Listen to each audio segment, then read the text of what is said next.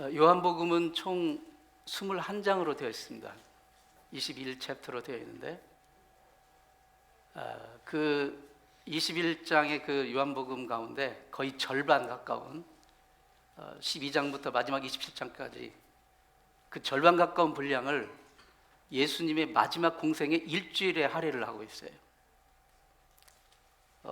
그 최후의 만찬 하시고, 그 최후 만찬에서 제자들에게 계속 최후 만찬의 그 어떤 그 사건보다도 예수님이 그 자리에서 제자들에게 계속 설교 말씀을 하신 그 내용이 굉장히 길게 나오고, 그리고 이어서 또 제자들을 위해서 기도하시는 그 기도의 내용이 또 길게 나옵니다.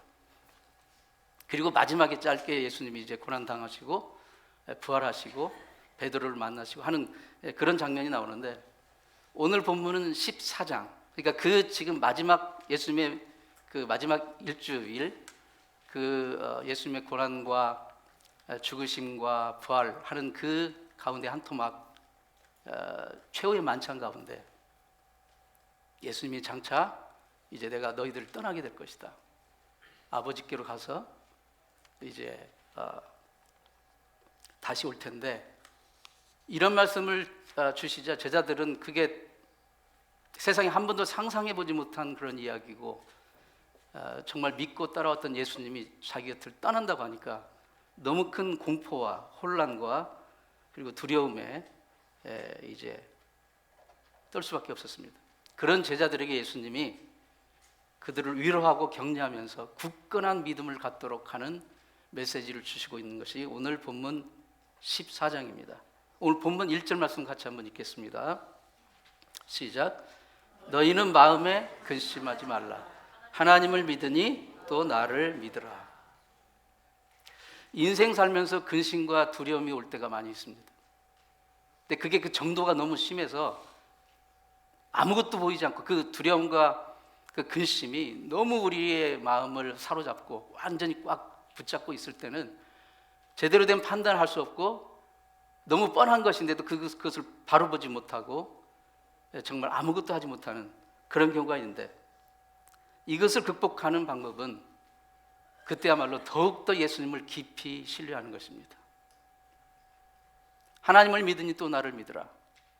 예수님이 내 삶의 어려움과 처지를 너무 잘 아시고, 그리고 내 길을 인도하시고, 그리고 나에게 필요한 것을 반드시 공급해 주실 것이라는 그 믿음을 가질 때 우리는 이러한 압도적인 두려움과 근심을 이겨낼 수가 있습니다.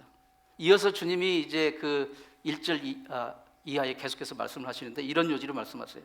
내가 이제 아버지께로 간다. 내가 가는 이유는 아버지 집에 너희를 위한 거처를 예비하러 가는 것이다.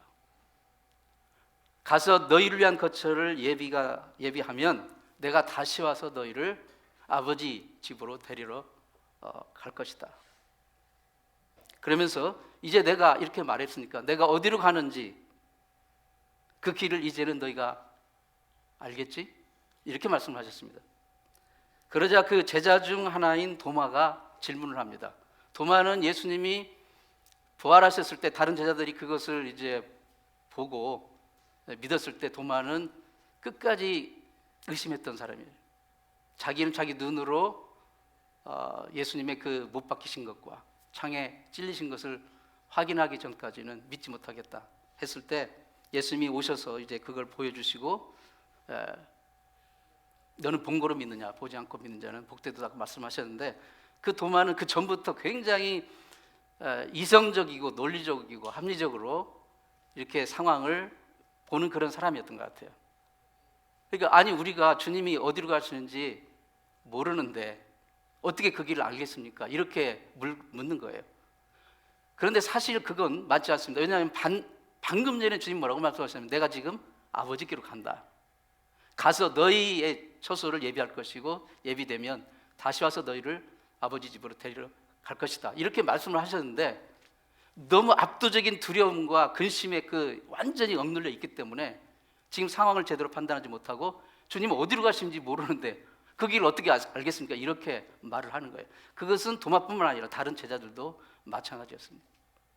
그때 예수님이 하신 말씀이 성경에서 가장 유명한 말씀 중에 하나인 오늘 본문 6절 말씀입니다. 같이 한번 읽습니다. 시작. 예수께서 내가 곧 길이요 진리요 생명이니 나로 말미암지 않고는 아버지께로 올 자가 없느니라. 아멘. 이 말씀은 요한복음에서 나오는 예수님의 자아선언, 셀프 디클러레이션에 7번을 하셨는데 그 중에 6번째 자아선언입니다. 예수님은 우리가 가야 할 길이 되시고 우리가 찾아야 할 진리가 되시고 그리고 우리가 영원히 누려야 될 생명이 되신다는 것을 선언하십니다. 오늘 예수님의 길 되시고 진리 되시고 생명 되심에 대해서 묵상하면서 하나님이 우리에게 말씀하시는 음성을 모두가 들을 수 있기를 축원합니다. 예수님은 우리가 가야 될 길이 되십니다. 동양의 철학자 공자가 그 논어에서 이런 말을 했어요. 조문도 석사가이, 조문도 석사가이. 아침에 도를 듣고 깨달으면 저녁에 죽어도 좋다. 이런 말이에요. 여기서 도는 그 도를 아시나요? 뭐 그 도예요. 인생의 길, 인생에 가야 할 길. 지금 예수님이 오늘 내가 길이라고 했었죠. 물론 표현은 다르지만 공자도 아마 그것을 끝까지 찾았던 것 같아요. 인생에 우리가 가야 될 길이 어딘가, 어떤 길을 가야 될 것인가, 이게 도. 그 도를 아침에 듣고 깨달았다면 단 하루를 살아도 저녁에 두고도 여한이 없다. 굉장히 솔직한 말인 거죠.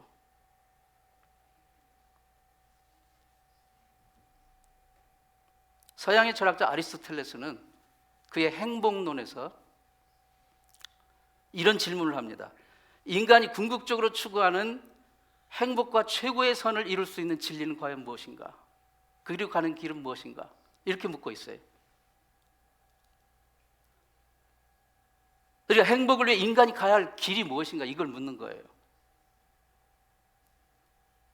인간이 가야 할 길이 무엇인지를 아는 것, 그것을 추구하는 것이 세상 철학이 하는 일이에요. 인간의 길이 무엇인가? 그 길을 끝까지 탐구하는 것, 그게 세상 철학이 하는 일입니다. 그런데 철학은 길이 무엇인가? 어떤 게 길인가? 이것을 묻기는 하지만 이게 길이다, 내가 길이다 라고 답을 주지 못해요.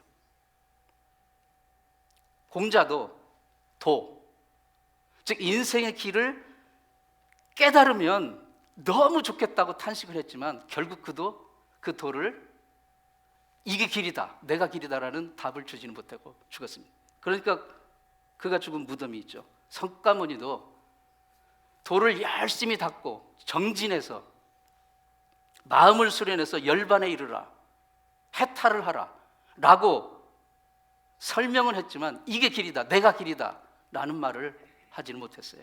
그것은 마호메시나 소크라테스도 마찬가지입니다. 한국 현대 불교계에서 가장 존경받았던 스님이라고 한다면 성철 스님을 꼽을 것입니다. 그가 임종했을 때 임종시험에서 그가 마지막으로 남긴 유언 같은 말이 1993년 11월 4일자 한겨레 신문의 기사에 나옵니다. 그 기사를 보면 이런 말이 있어요. 그가 마지막에 남겼던 말. 내 일생 동안 수많은 남녀의 무리를 속여서 하늘을 넘치는 죄업은 수미산을 지나친다. 산채로 무간지옥에 떨어져 그 한이 만갈래라 되는구나.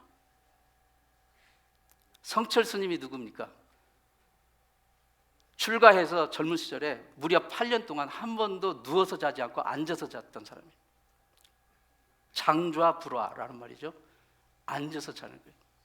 그 고행을 했고, 그리고 그 후에는 10년 동안 토굴에 들어가서 한 번도 나오지 않고 거기서 또 장자불화 하면서 한 번도 빛을 보지 않고 10년 동안 토굴에서 말하자면 수행을 하고 고행을 했던 사람입니다. 그런 사람이 마지막 남긴 말은 한마디로 살아생전 수많은 사람을 자기도 깨닫지 못했으면서 속이고 자기도 이제 지옥불로 떨어진다고 고백을 하는 거예요. 무슨 뜻입니까? 평생 인생의 길을 찾았지만 못 찾았다는 거예요. 너무 솔직한 거예요. 그러니까 정말 훌륭한 그 성현들은 다 솔직한 고백을 해요. 도를 찾지만 못 찾아요. 내가 자기는 그 길이 아니다는 것도 깨닫고, 그리고 자기는 지옥에 떨어진다는 거예요. 수많은 사람을 자기도 깨닫지 못한 길을 마치 찾은 것처럼 이게 길이다라고 속여서 그들도 지옥 가게 하고 자기도 이제 지옥 가겠구나, 이런 고백을 한 거예요. 인간이 가야 할 길, 도가 무엇입니까? 사도행전 보면 복음을 도라고도 표현하고 있어요. 도. 길이에요. 예수님 말씀하신 그 길을 말하는 거예요. 인간이 가야 할 길이 무엇입니까? 인간이 어떤 길로 가야 됩니까? 솔직히 아무도 모릅니다. 아무리 나이를 먹고 인생을 살아도 몰라요. 부모가 자식에게 인생 이렇게 살아라 저렇게 살아라고 충고는 해줄 수 있을지언정 내가 길이다라고 말할 수 있는 부모는 없습니다. 왜냐하면 자기도 모르니까. 인생의 길을 몰라요. 내일을 어떻게 합니까? 내일 어떤 일이 펼쳐질지 누가 압니까? 누가 인생의 길을 안다고 말할 수 있습니까? 아무도 말하지 않았어요. 그런데 예수님이 선포하셨습니다. 내가 길이다. 내가 길이다.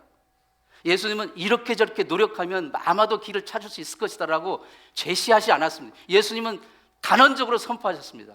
내가 길이다. 내가 길이다. 인류 역사상 내가 길이다 라고 선언한 사람은 아무도 없어요. 석가모니도, 모하메도, 소크라테스도, 공자도. 오래전에 인도에서 복음을 전하던 선교사님이 있었는데, 그 인도 그 북쪽에는 이 밀림 정글이 많잖아요. 그 정글을 뚫고 이제 외진 마을에 가서 복음을 전하려고 이제 정글에 들어갔는데, 너무 빽빽한 이 밀림 지역에 길이 없는 거예요. 길이 보이지 않아요. 계속 그 밀림 가운데서 계속 하루 종일 헤매. 동서남북 어디를 봐도 길이 보이지 않아요. 길이 없어요. 그러다 어느덧 해가 지고 어쩔 수 없이 그 자리에서 밤을 샜어요. 너무 두려웠습니다. 밀림 속에서. 다음 날 아침이 밝았어요. 그런데 저쪽에서 한 원주민이 딱 이게 다가오는 거예요. 원주민이. 그래서 자기를 좀 도와달라고. 내가 지금 이 밀림을 지나서 어떤 마을로 가야 되는데, 그러자 이 원주민이 내가 바로 그 마을에서 온 사람이라고.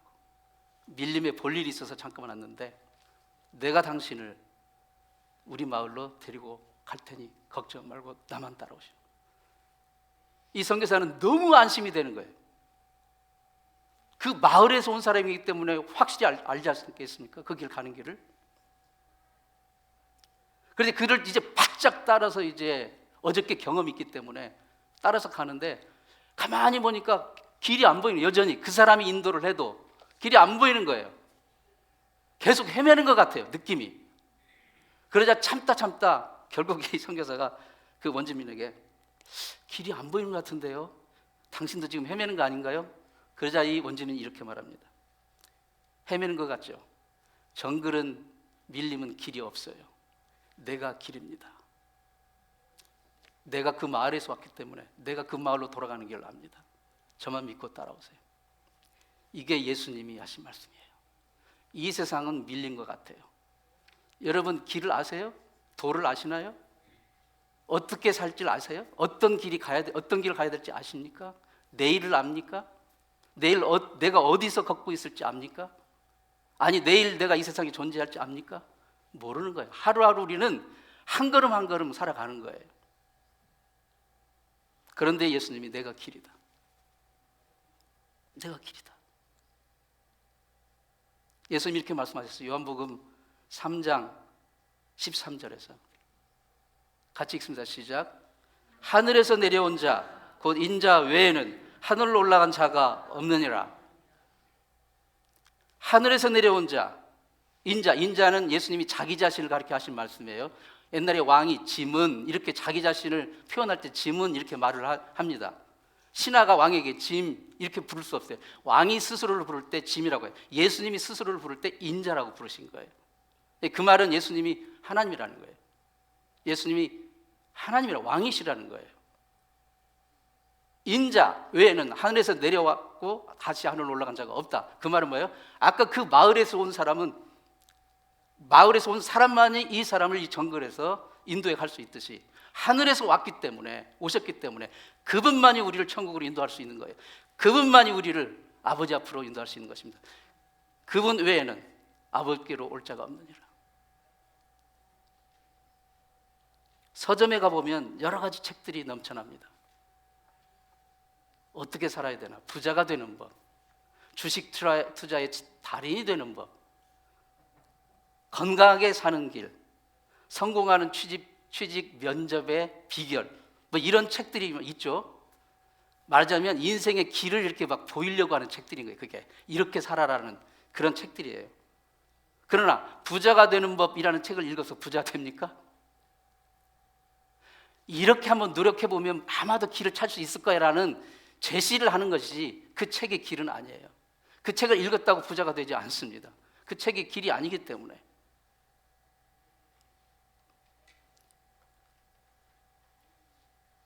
내가 이 공부하는 게 내 인생의 길인가? 내가 지금 이 사업하는 게 내 인생의 길이 맞나? 내가 지금 이 일하는 게 인생의 길 맞은가? 내가 지금 이 직장 다니는 게 내 인생의 길 맞나?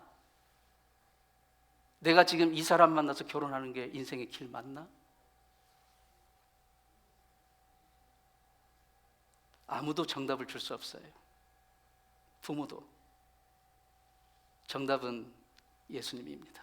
내가 길이다. 예수님이 길이시기 때문에 예수님의 손 잡고 공부하세요. 그럼 그게 길인 거예요. 예수님의 손 잡고 사업하세요. 그리고 그분의 인도를 따르세요. 그게 여러분의 길이 되는 거예요. 예수님의 손 잡고 돈 버세요. 예수님의 손 붙잡고 일하시고 직장 다니시고, 예수님의 손 붙잡고 결혼할 배우자 만나세요. 예수님의 손 붙잡고 자녀를 양육하세요. 그게 우리의 인생의 길입니다. 어떤 누구도 내가 길이다라고 하는 사람이 없잖아요. 그렇다면 그 길이신 그분 손 붙잡고 가면 되는 거예요. 두 번째로 예수님 우리가 찾아야 할 진리이십니다. 예수님이 십자가에 달리시기 전에 빌라도 총독 법정에 끌려와서 빌라도의 신문을 받습니다. 빌라도가 예수님을 신문한 이유는 이 사람이 정말 저들이 고소한 대로 사형에 처할 만한 그런 죄인인가, 그것을 알기 위해서 신문을 합니다. 그 내용이 요한복음 18장 37절로 38절까지의 말씀으로 나옵니다. 같이 한번 읽습니다. 시작. 빌라도가 이르되 그러면 내가 왕이냐? 예수께서 대답하시되 내 말과 같이 내가 왕이니라.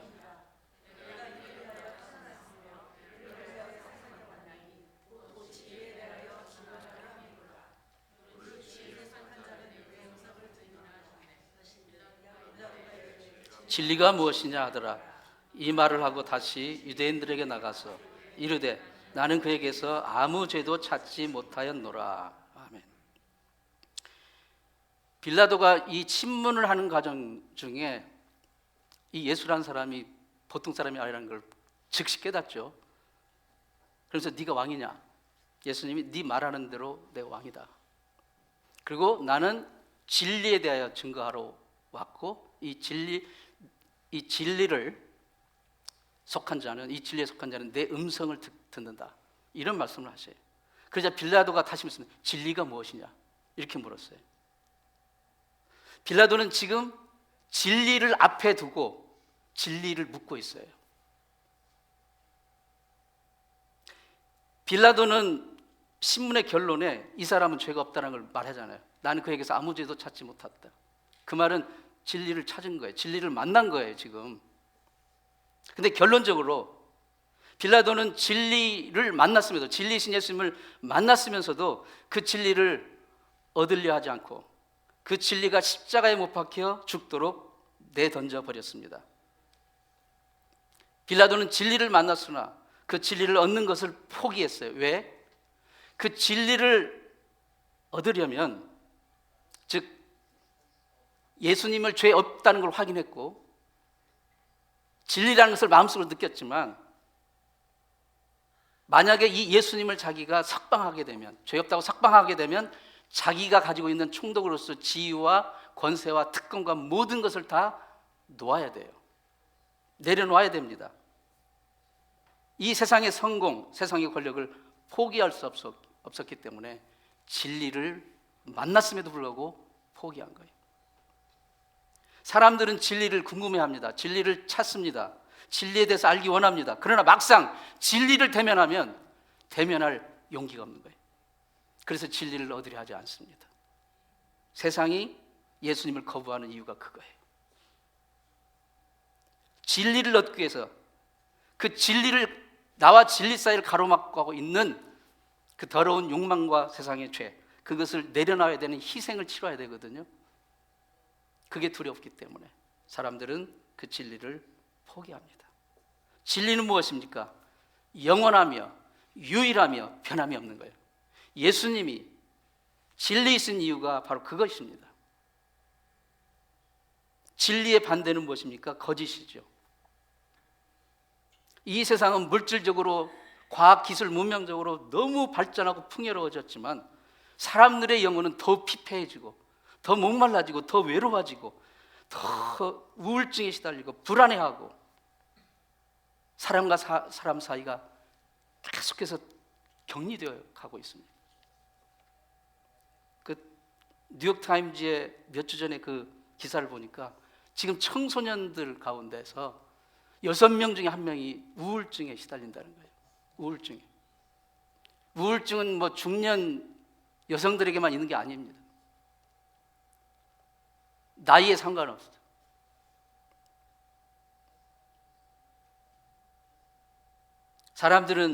사람들이 간절히 추구하는 이 물질과 과학기술, 이 문명의 편리함, 이런 것들로 삶에 채우면 더 행복해질 줄 알고 더 만족을 누릴 줄 알았더니 오히려 더 반대라는 거예요. 더 허무해지고 더 외로워지고 더 우울해지고 더 절망해진다는 거예요.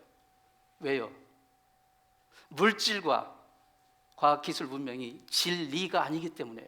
아까 진리는 뭐라고 했어요? 변하지 않고 영원하며 유일한 것입니다. 그런데 물질과 풍요로운 이 기술 문명은 영원하지도 않고 유한해요. 그리고 늘 변하고 변질됩니다. 그리고 유일하지도 않습니다. 세상은 그러한 것들로 가득 차 있어요. 사실은 진리의 반대는 거짓이에요. 거짓은 짝퉁 아닙니까? 짝퉁. 세상은 거짓과 짝퉁으로 넘쳐납니다. 짝퉁 사례는 너무나도 쉽게 찾을 수 있죠. 그거 보면은 그 나이키라는 상품 있죠. 유명한 그 나이키라는 상품. 그거 보면 나이스. 예. 그 다음에 그 퓨마라는 그 상품이 있잖아요. 퓨마라는 상품, 파마. 비근한 예예요. 세상은 이런 식으로 짝퉁이 넘쳐나고 있어요. 짝퉁은 유사 행복, 유사 만족을 약속합니다. 그런데 막상 이 짝퉁의 실체를 만날 때 우리는 좌절과 배신감과 분노와 실망을 얻게 되는 거예요. 여러분, 짝퉁이 많다는 것은 역설적이게도 진품이 어디인가 있다는 거예요. 진품이 있기 때문에 짝퉁이 있는 거예요. 짝퉁이 많이 있는 거예요. 그러니까 퓨마가 있기 때문에 파마가 있는 거예요. 만약에 퓨마가 없으면 파마가 진품이에요. 그게.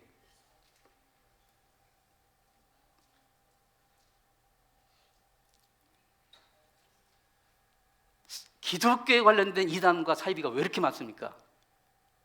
기독교에 관련된 이단과 사이비가 이토록 많은 이유는 역설적으로 복음이 진품이기 때문에, 복음이 진리이기 때문에 그렇습니다.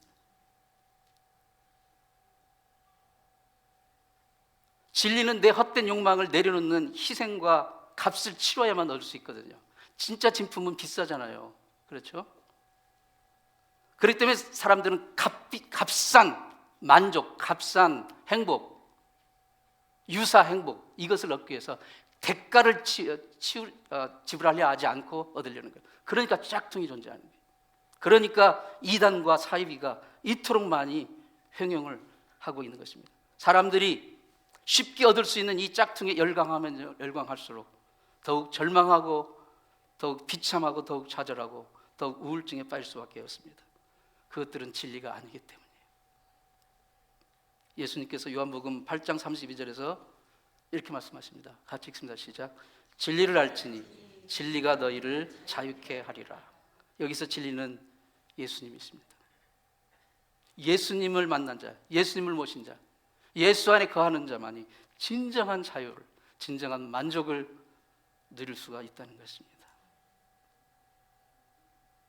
예수님은 우리가 누려야 될 영원한 생명이 되십니다.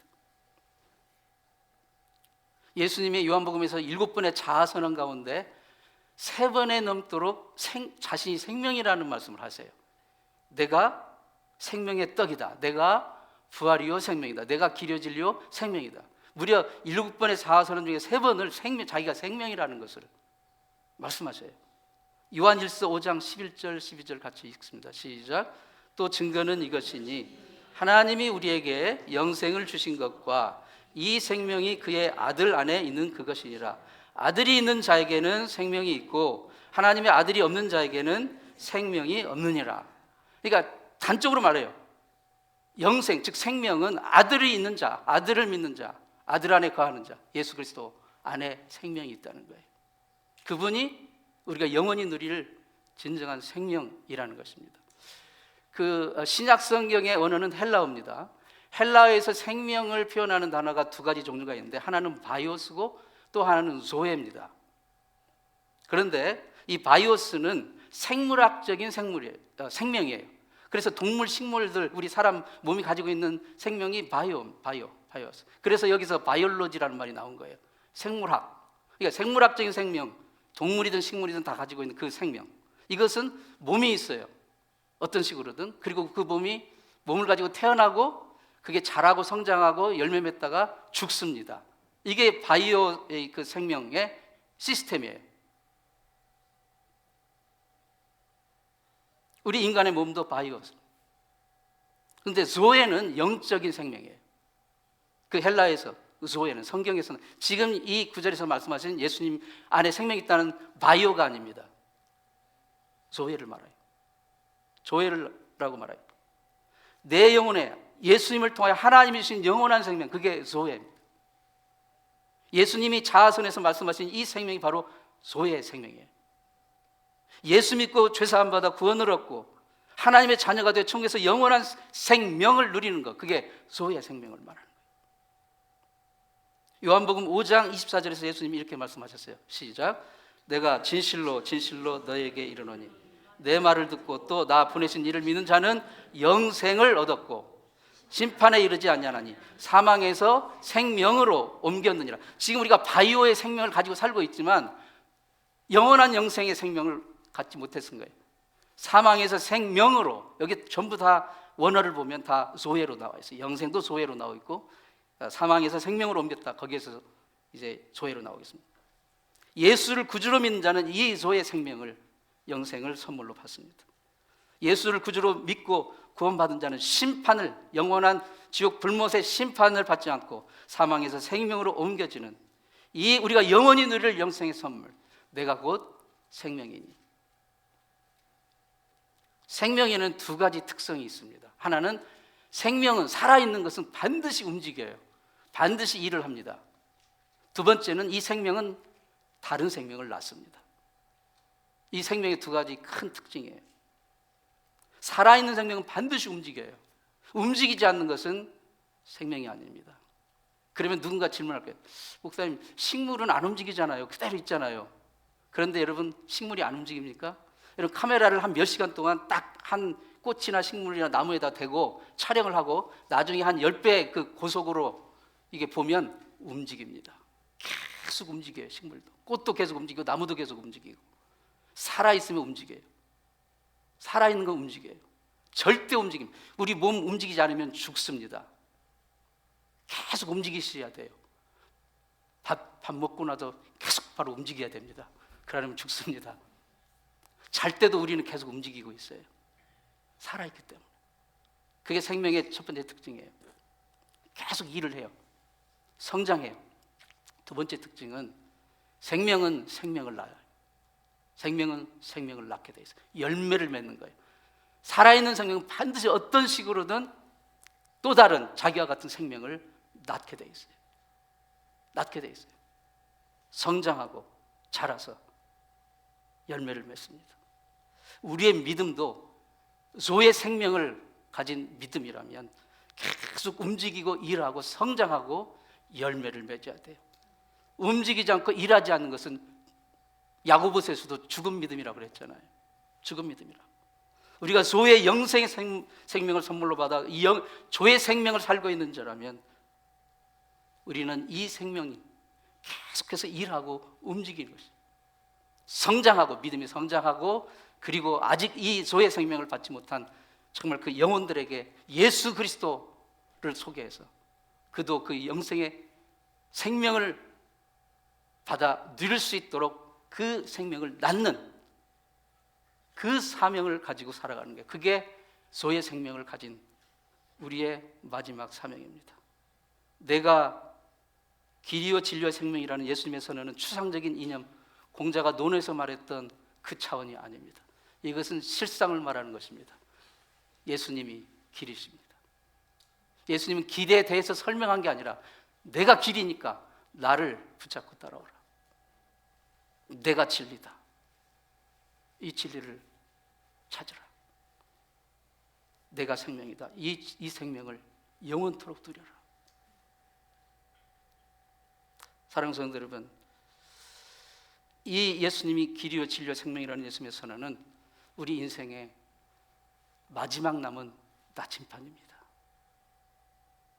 우리 인생의 여정에 이 나침판 놓치면 안 됩니다. 예수님이 길이요 진리요 생명입니다. 그 예수님 꼭 붙들고 가십시오. 어떤 직업을 갖든 어떤 일을 하든 거기에 길이 있는 게 아니라 예수님 붙잡고 예수님 인도하시면 갈 때 그게 길이 되는 거예요. 이 무슨 일이든지 예수님의 진리 안에 거하십시오.